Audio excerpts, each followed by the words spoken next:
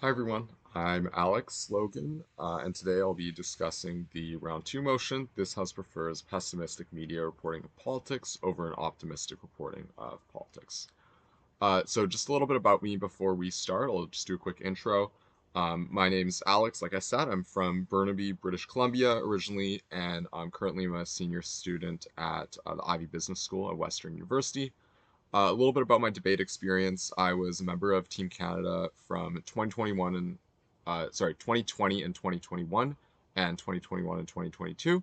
So my grade 11 and 12 years, and I've been debating since I was in grade six. So it's been a really long time. I took a bit of a step back in university, but still involved with coaching and obviously helping out with videos like this. In terms of my experience with BP Nats as well, it's a very special competition to me. I've been from grade 9 onwards throughout my high school journey, and I won BP Nats in the junior category and came second in the senior category, where I was able to qualify for Oxford schools and be the top speaker there as well. So BP Nats is a really meaningful tournament to me, and I would just say generally, debate means a lot to me, both in terms of the community that it's given me, the amount of friendships that I've made from debate, but also the skills and knowledge that I've gained from debate, both in terms of my general knowledge about the world, as well as my ability to communicate and express myself and critically think. All super important skills that have helped me throughout my personal and professional life. So yeah, that's enough about me. We'll hop into the motion for today. So the way that I'd like to break this down a little bit is I'll discuss briefly how to kind of interpret the motion, because I think the initial wording might be a little bit unclear or might need a little bit of clarification. And then I'll discuss sort of the two big clashes I see in the round. So beginning with what the motion is actually about. And I think in general with these type of motions where it's about this sort of conception of a message or where some of the parts of the motion are inherently unclear, I think it's always helpful to do a little bit of background and contextualization to explore what the motion's actually about before we start debating it. So I would say, in terms of what pessimism means, this probably seems to me like a general idea of being more skeptical of politics and believing that politics is, or politicians are to some extent maybe acting in their self-interest, maybe selfish, maybe lie to some extent, those sorts of things. And you're generally seeing them as not this like optimistic, positive way, but rather a bit more of a negative light surrounding politics. Whereas I would say for optimism, it's generally the idea that politicians are generally looking out for us as citizens, that we can generally have faith in the democratic system to uphold itself and to represent our interests, and generally that politics is going to be trending in the positive direction.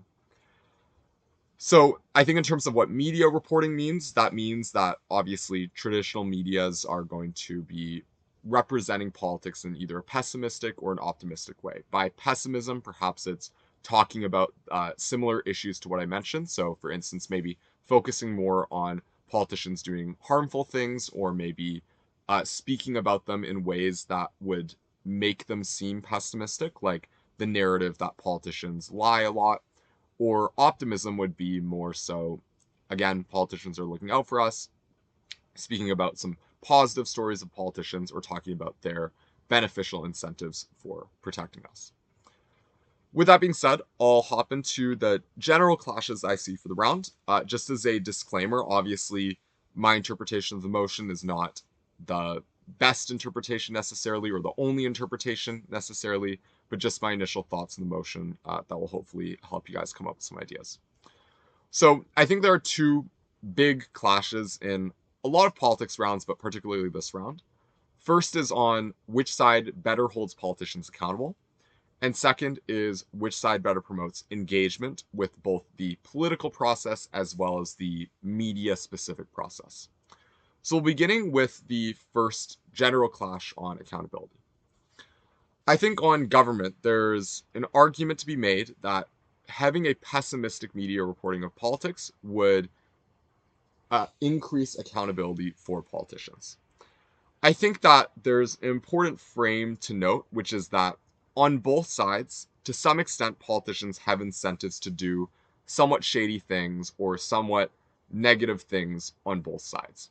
For example, politicians on both sides may have some incentives to lie to get votes, or perhaps have in less, for example, democratically developed countries, maybe incentives to be corrupt, to generate revenue, or maybe take lobbying money to be able to pay for political campaigns and advertising.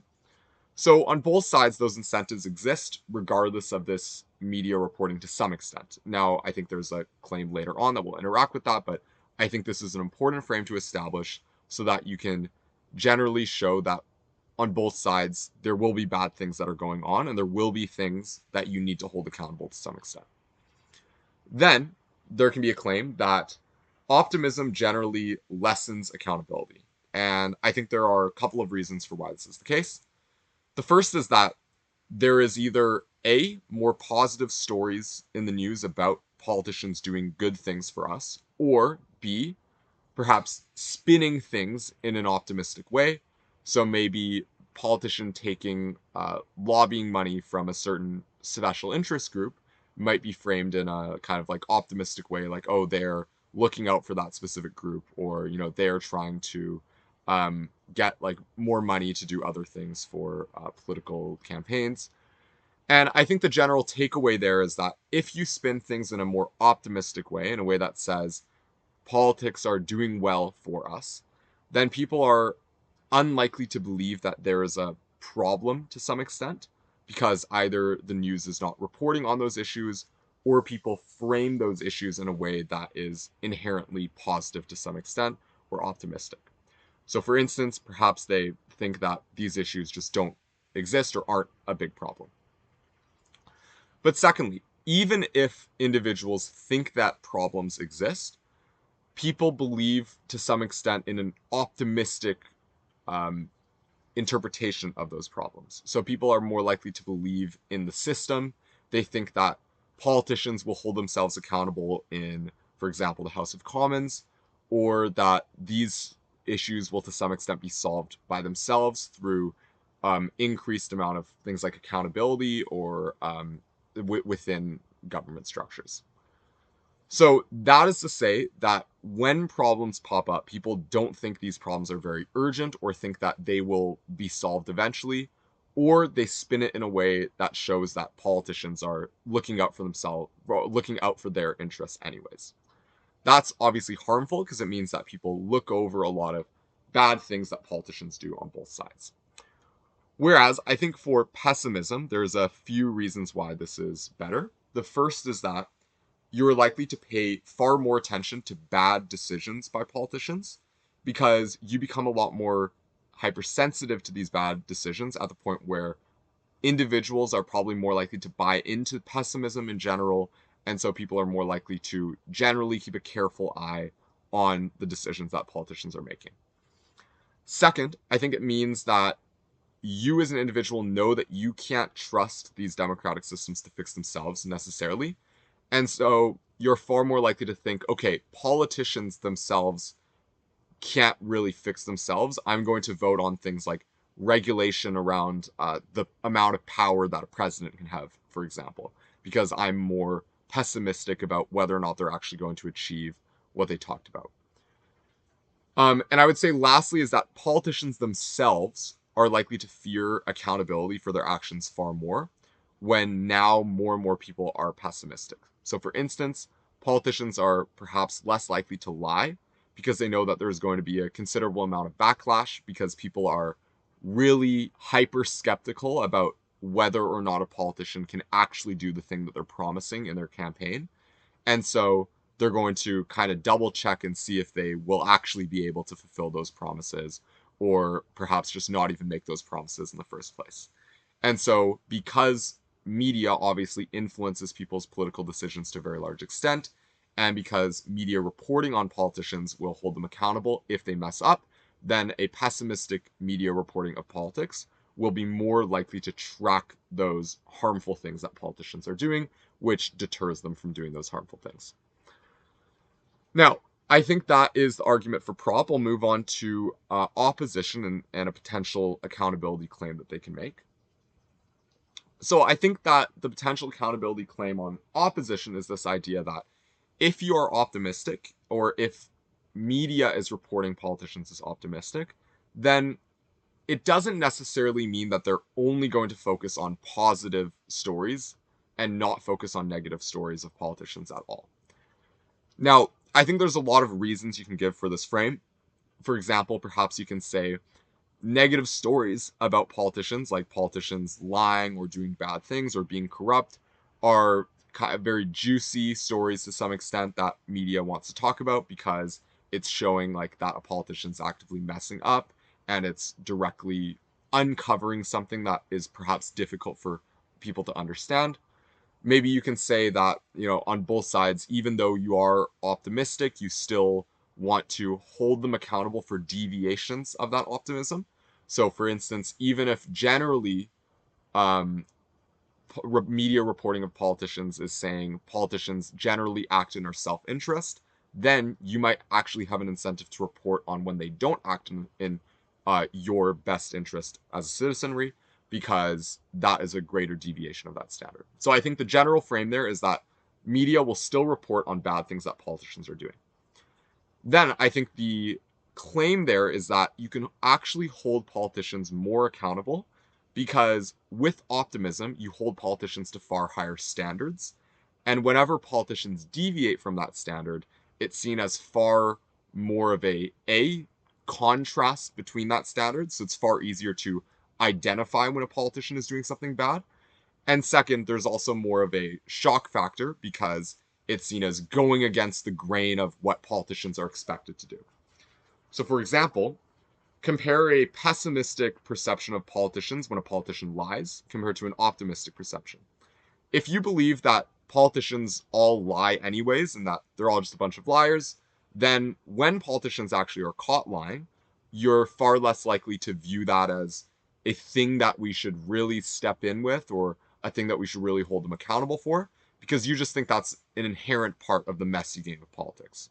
But if you're a more optimist and you say, politicians generally act in their self-interest and I can, trust them to some extent, then when they lie, far more of a shock factor and far more of a deviation from that expectation, meaning that you are more likely to hold them accountable for instances where they mess up as well.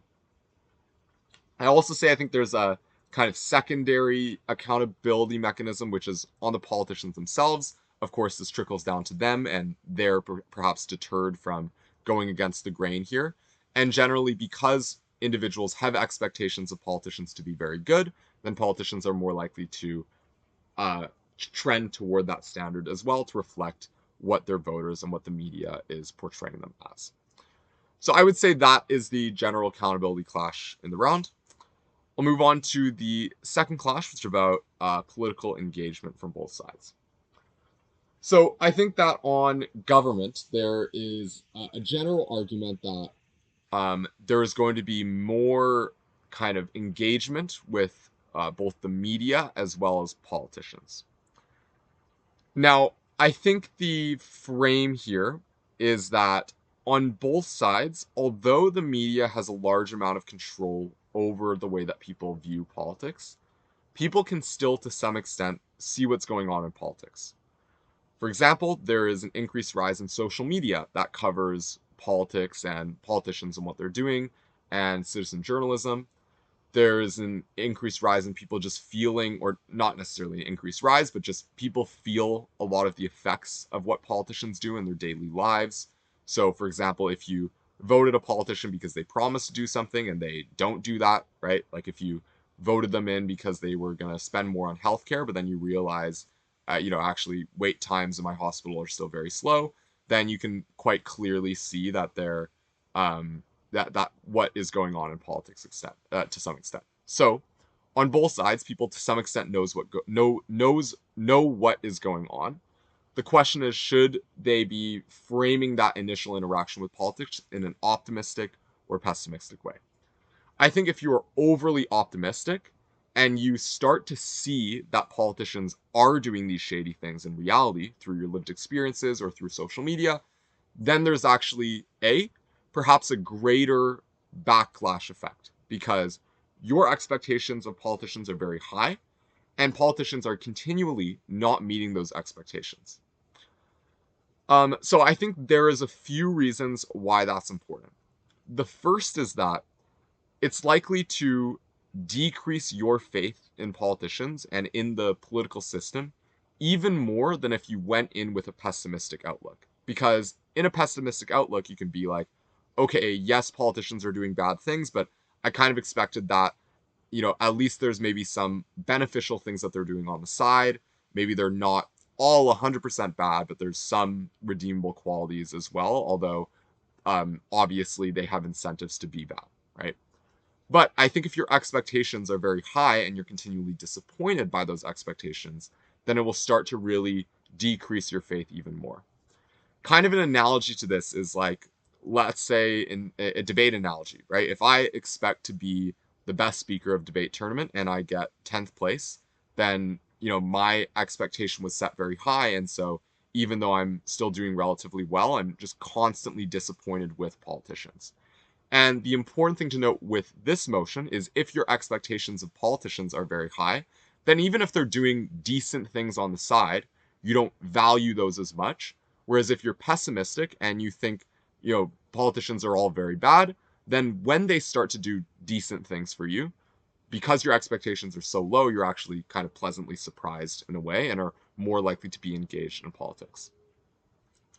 I would say, secondly, as well, is if you think that politicians are bad on both sides, then you're likely to face a decreased amount of faith in the media as well.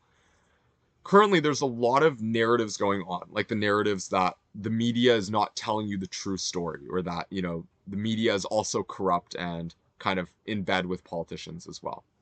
And so I think that this could perhaps strengthen a lot of those narratives if you see all the media reporting being optimistic and you clearly knowing that politics is actually not optimistic. It could definitely decrease your faith and engagement in the media as well. And again, with the rise of things like social media or alternative forms of getting your information, this is also increasingly hard in the modern world. So I would generally say that is harmful, both in terms of just less people being generally engaged in politics and thinking that politics is good for them. Perhaps less people, for example, voting because they're constantly, disappointed with the vote, or maybe generally people not listening to the news, not getting accurate information, getting their information from less trusted media sources, like social media, for example, without as many, accountability mechanisms, fact-checking mechanisms as traditional media. On the opposition side of things, I think there's also a big argument to say that if you are pessimistic and overly skeptical of what politicians are doing, then you will overly believe that politicians are not acting in your interest, and so therefore will not engage in politics because you don't think that you have a voice at the end of the day, or you don't think that politicians are ever going to fulfill your needs. So, for instance, if you constantly see a lot of stories about politicians failing to meet their promises, then that will continually suggest to you that politics is just kind of a dirty game and we shouldn't have much faith in that system. I think that there is also an argument to be made that if we are constantly skeptical about, say, what politicians are doing, then there's more likely to be acts like violence, for example, or political violence, or doing things outside of the political system. Because if people think that politicians can't do the things that they need, then people are more likely to kind of take matters into their own hands and do things in that way.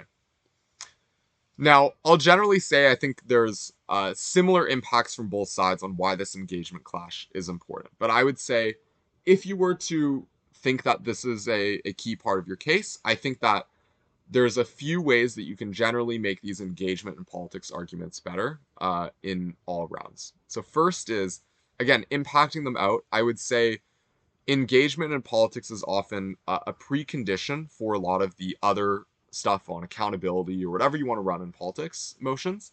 Because if people are not engaged in politics in the first place, if they don't come out to the ballot box, or if they don't, for example, have accurate information about politics to make a political decision, then you don't really get a lot of those accountability benefits.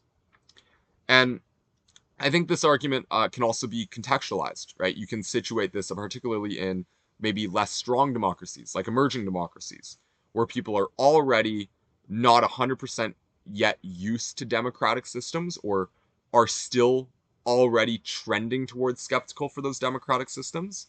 And then I think on prop, you can be like, well, if media is constantly reporting optimistically, then people just will not believe the media and think that the media is kind of collaborating with these politicians because they're already so hyper skeptical.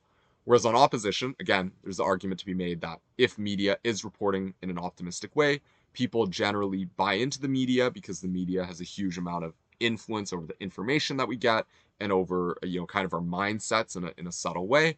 And so, therefore, people will be more likely to trust that democratic system in the long run as well and actually fight for democratic changes. So, I think context can be very helpful for these arguments, as well as a little bit of weighing to establish preconditions and priority of different arguments from a logical perspective. Okay, so that's my breakdown of the motion. Hope it was clear, and best of luck with the rest of your tournament, or if the tournament's over. I hope you had fun. Again, I'm a big fan of BP Nats, so I really hope your experience was good, and have a great rest of your day. Bye.